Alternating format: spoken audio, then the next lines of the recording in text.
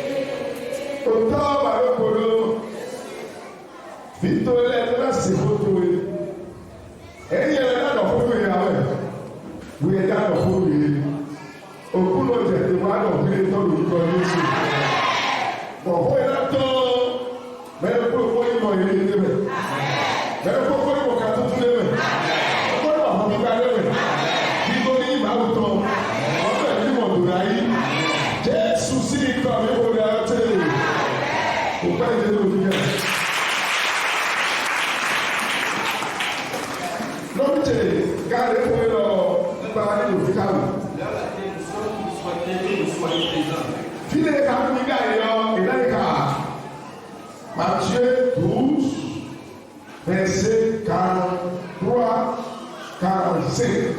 Le passage qui avait été lu dans le livre, c'est dans Matthieu chapitre 12, verset 43 à 45, qui dit: Lorsque l'esprit impur est sorti d'un homme,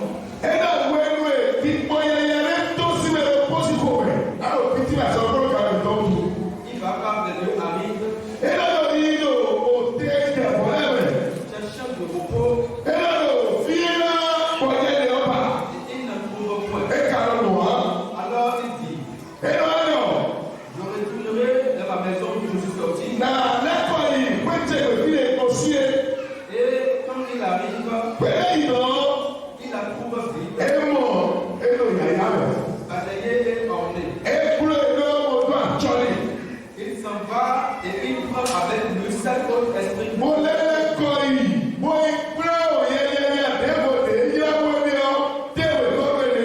Ils entrent dans la maison, s'y établissent. La dernière condition de ce homme est pire que la première. Le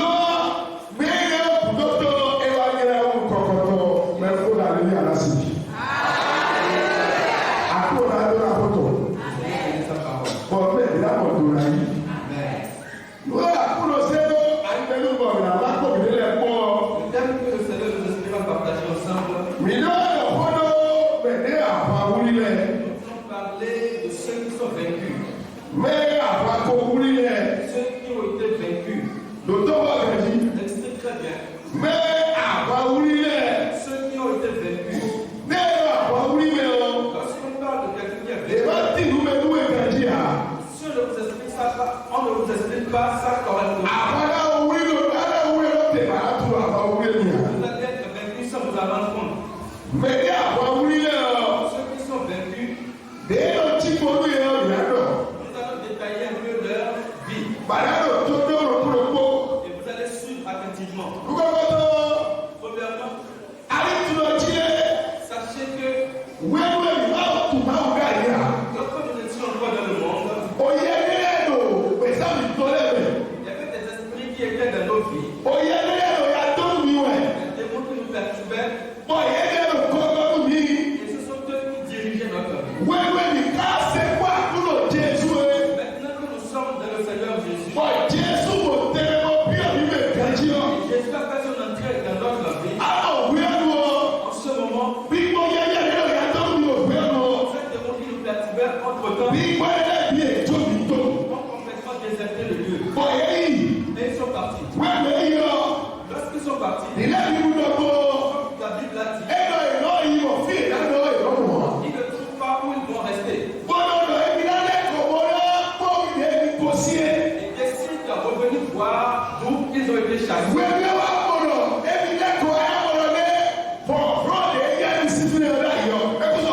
lorsqu'ils reviennent constater que la puissance qui les avait chassés de ce lieu n'est plus présente, voici comment est la vie de ceux qui sont vaincus. Lorsque nous étions dans le monde, péchions, nous étions dans le péché. Nous étions dans le péché. Et le péché était des liens dans lesquels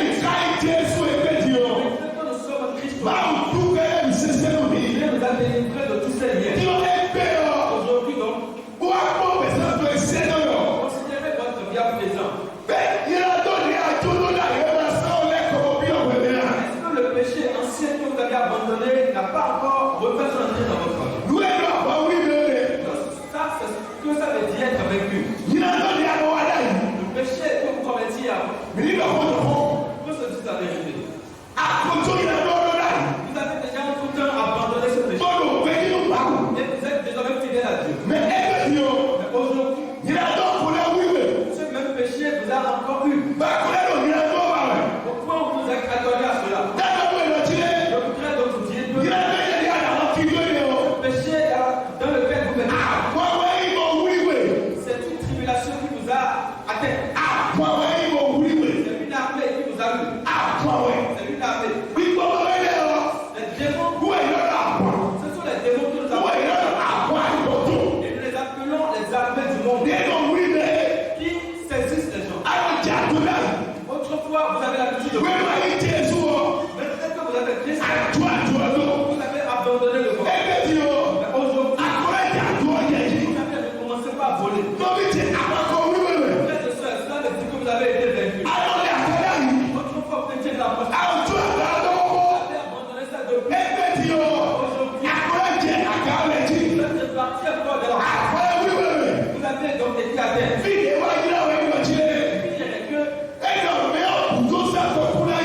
La dernière condition de cet homme est pire que la première. Peut-être que le péché aujourd'hui est considéré comme réussite. Peut-être pas que vous êtes en train de réussir. Vous devez plutôt considérer le dernier jour. L'homme ne meurt pas le jour où il est à terre. Aujourd'hui, si vous êtes à terre, vous êtes vaincu. Ce n'est pas ce jour-là. Ce n'est pas ce même jour que votre vie est complètement détruite. Mais lorsque vous êtes vaincu, lorsque vous faites attention, le constat que vous allez faire est que votre vie n'était pas la même chose qu'il y a quelque temps.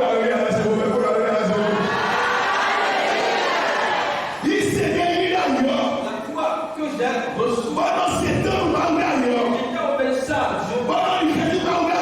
Je respectais la précepte. Aujourd'hui, je n'ai plus la crainte de Dieu. Mettre la main dans le péché, ça veut dire je ne fais plus rien. Sachant que nous sommes vaincus comme ça. Vous êtes vaincus comme ça. Avant que les choses ne faites pas attention très bien. Les choses mauvaises vont commencer par se Ça peut pas dire que ce chrétien a tel problème. Dieu ne trompe personne. Alléluia. La vie que vous menez en ce moment, avec ce message qui est très la foi que vous avez reçue, continuez-vous de vivre selon cette foi. Vous avez déjà abandonné cette ancienne foi. Ne commencez pas à vous comporter comme un chrétien païen. Vous prenez au sérieux le travail. Vous ne faites plus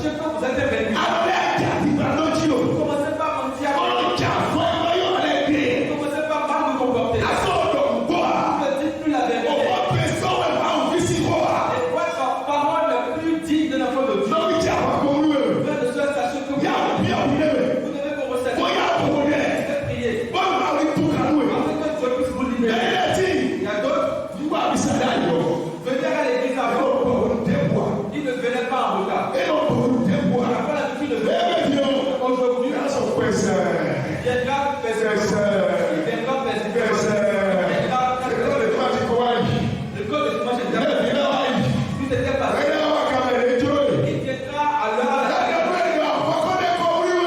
Je vous dis que comme ça, vous êtes déjà vaincu. Si vous vous comportez comme cela, est-ce que vous irez finalement au ciel? La lumière de votre foi est en train de se jeter. Il y a des tribulations familiales. On les appelle tribulations. Parfois, elles ne vous trompent pas quand vous écoutiez Dieu. Elles vont vous empêcher de toute part. Frères et sœurs, commencez pas à analyser. Ce démon qui est sorti de votre vie. Est-ce que par hasard, ce démon n'a pas encore ouvert? Parce que vous battez à côté. Vous allez encore commencer par vous battre. Si vous vous disputez, vous n'avez pas recommencé. Vous êtes des gens qui n'avez pas recommencé. Votre épouse a raison. Vous l'avez laissé. Et puis votre femme a plus de vie. Et c'est d'autres femmes qui vous prennent. Je vous dis comme ça que votre âme se trouve déjà dans la vie.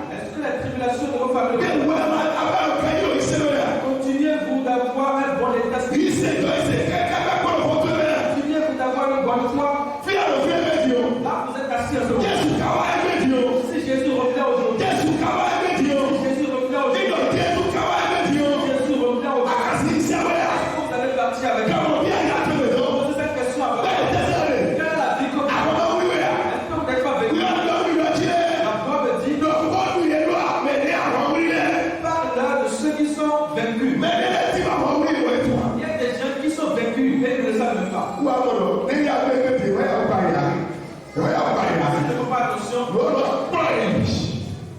la tribulation vient les emporter. Elle vient les emporter. Au nom de Jésus, vous devez vous ressaisir. Afin que les derniers jours ne soient pas pires. Afin que les derniers jours ne soient pas pires. Il y a des jeunes qui ont été déjà vécus. Aujourd'hui, leur vie fait pitié. Leur vie fait pitié. Parce qu'il y a beaucoup de choses détruites déjà. Et les choses qui sont détruites, si elles ne se rétablissent pas, elles vont même aller sans piment. Considérez votre vie. Est-ce que vous n'êtes pas invaincu? Est-ce que vous n'êtes pas parti? Nous sommes dans le piège.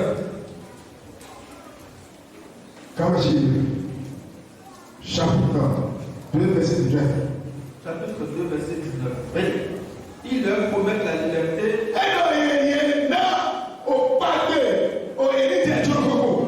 Quand ils sont eux-mêmes esclaves de la corruption,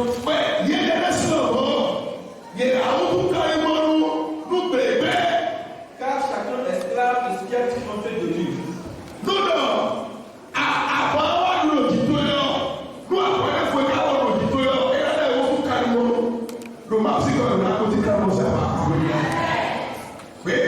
En effet, si après cette heure, retirer des souillures du monde, car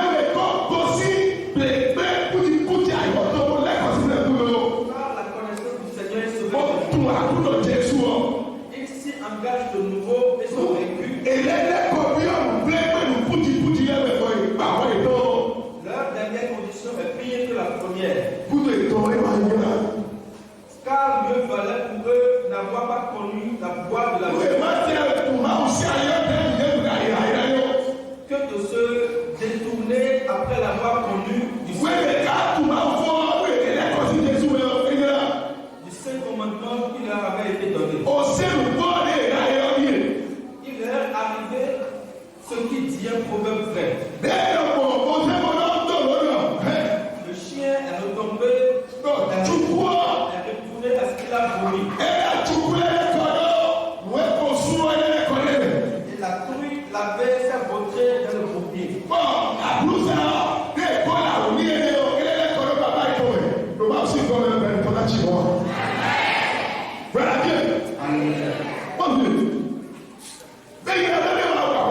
Est-ce que par hasard le péché ne vous a pas encore vaincu? N'êtes-vous pas déjà esclave du péché? Est-ce que par hasard le démon ne vous a pas vaincu? Et vous êtes devenu un esclave. Celui qui est esclave, ça veut dire qu'ils sont votre maître. Ils ont commandé votre âme. Influencer vos comportements. Vous ne pouvez même plus vous appartenir. Si l'esprit vous demande de voler, vous allez commencer par voler. Il vous demande de commencer par vous prostituer, vous allez commencer par voler. Si vous demande de commencer par faire quelque chose de négatif, vous allez commencer par voler. Pourquoi il dit que nous sommes esclaves de ce qui a triomphé de nous? Là où nous sommes assis, qu'est-ce qui nous a déjà vaincu? Qu'est-ce qui a triomphé déjà de nous? Vous que nous sommes esclaves, et c'est cette chose qui est en train de nous. C'est ce démon qui est en train de nous. Vous vous mettez beaucoup. Vous discutez beaucoup. Vous demandez de lâcher. Vous n'arrivez pas à pardonner les autres. Vous ne savez pas comment être fidèle à Dieu. Si vous êtes vaincu, vous devenez donc esclave. Vous venez de vous demander qu'est-ce qui a triomphé de moi. Ce mauvais comportement que j'avais abandonné. Si vous faites quelque chose, lorsque vous avez donné votre vie à Jésus, vous avez connu Jésus et vous allez les choses ont positivement changé. Et les choses allaient positivement. Arrivé à un stade donné, vous ne voyez plus de bonnes choses. Vous n'arrivez plus à bonne chose. Vous ne trouvez plus de travail.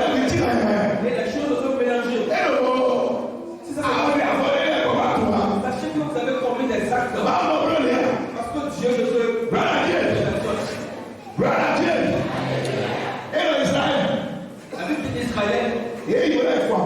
Ils sont allés à la front. Yes, il ne peut pas avancer le corps. Ils ne pouvaient même pas tenir devant l'armée. Yes, il ne peut pas. Ils ne pouvaient pas tenir devant l'armée.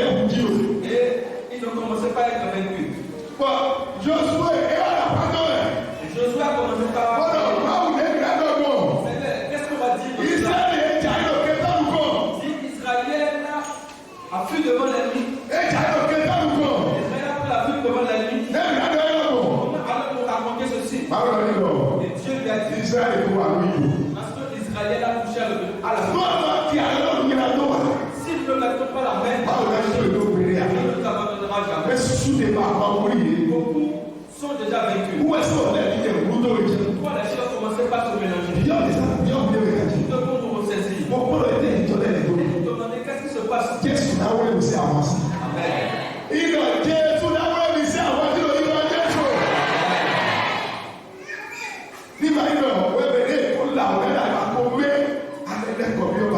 Nous ne devons pas repartir dans cette boue. Nous qui avons entrepris on a été lavé, mais on va repartir un peu de la boue. Quelqu'un se tient debout. Il y a quelques requêtes de prière ici. Il a vaincu. Il a vaincu. Il a vaincu. Quelqu'un est venu me voir un jour. Il a dit, papa, avant je voulais la chambre.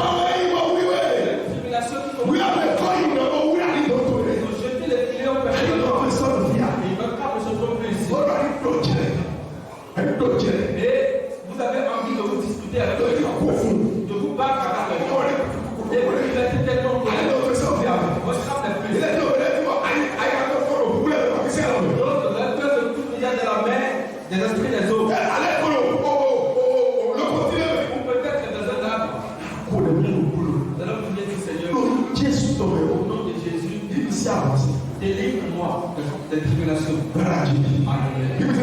Délivre-moi des tribulations.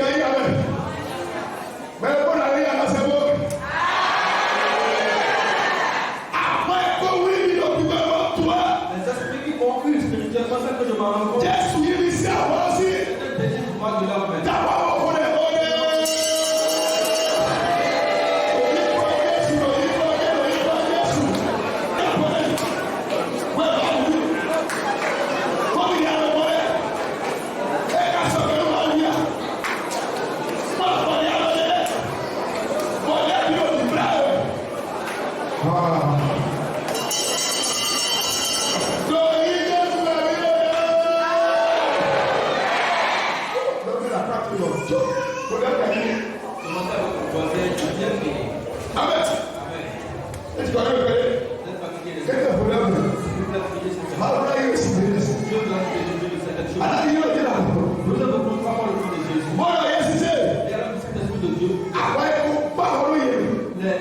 Les armées qui ont déjà bâti la maison à vie.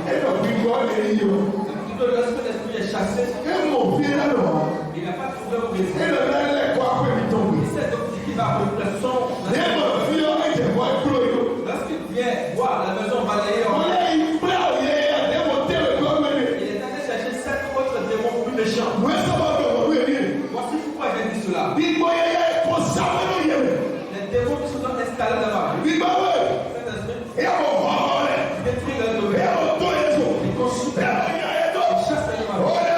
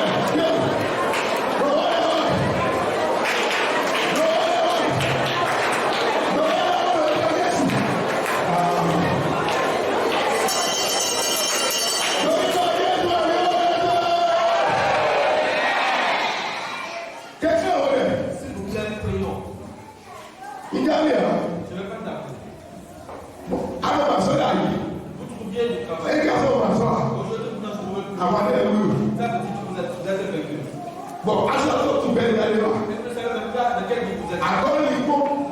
Vous êtes rempli de soucis. Bah, ça sort bien. Et vous êtes tout bien. Alors, Seigneur, il faut aller à Dieu. je t'ouvre mon cœur aujourd'hui. Dieu te dit, Laissez de ma vie. il démolait au pire de la Vous êtes entré dans ma vie. Bon, il s'est dit qu'il y a Quand commencez par basculer, bon, l'aide, il veut l'homme. et les choses commencez par perdre. Dieu se vient. Entre dans ma vie, Jésus. Dieu lui a aidé. Chasse les démons. Dieu lui a aidé. Chasse Il y a les chasse de ma vie. Et de ma vie. Les chasse les chasse les compagnies.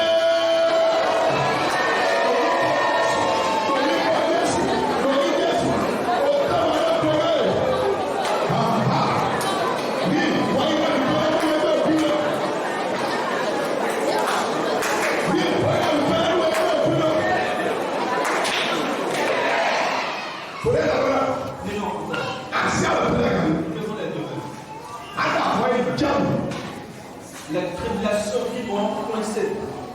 C'est bon. Des gens pour vivre. Ils vont coincer de toutes parts. C'est la première année. Devant les mains. Alors, oui, on l'a Sur. Tu vas le dire, bon. Ah, mais allez, allez. Vous pouvez même vous Ah, allez, allez. pouvez vous Alors, on est sur la première année. au nom de Dieu.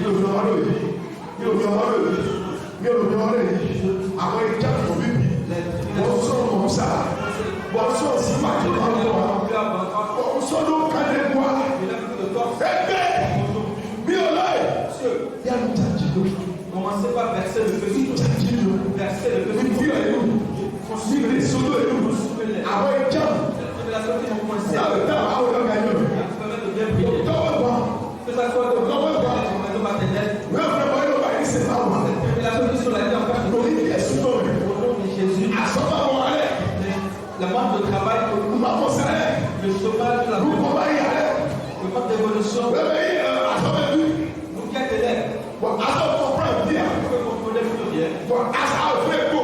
Vous êtes juste là. Ayọ̀ mi jẹ́ nínú mọ̀. Ce qui va coincer. Mi ò ní jẹ́ nínú òbí ẹgbẹ́. C'est ça sur eux. Wí sọ sọ́tù bẹ́ẹ̀ ní à. Qui fait que je ne sais pas vous êtes. Ẹgbẹ́ mi ò ní fi ẹgbẹ́ kó. Je peux les construire Mi complètement. ò ní yàrá tó. Mo lé ẹ̀rọ wò lọ́kàn. Et pour notre triomphe. Ó lé.